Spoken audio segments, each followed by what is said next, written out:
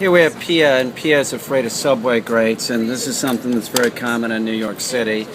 And it's an easy thing to get rid of, but they don't get rid of it unless you show them that there's nothing to be afraid of. Now look, see her hesitate, she's afraid to go on this thing.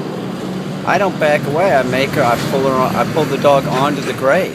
I just start walking the dog onto the grate and pulling the dog onto the grate. I'm walking on a dog, you got nothing to fear of.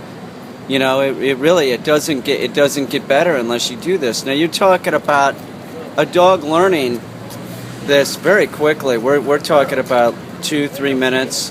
Like I'll do a session with the dog for 2 or 3 minutes, and then maybe the following day I'll do a session, and by the end of the second session the dog's just walk freely on it. And as you can see, she's starting to get used to it right now.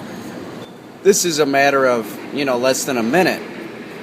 Now she's standing on it, and she's walking much easier on it. But it really is one of those things, like if your dog's afraid of something, you have to teach the dog not to be afraid. Now, like I was saying, less than a minute, the dog is standing on it and not totally freaked out. And this is a subway grate that has air coming up it and subways pulling in underneath it.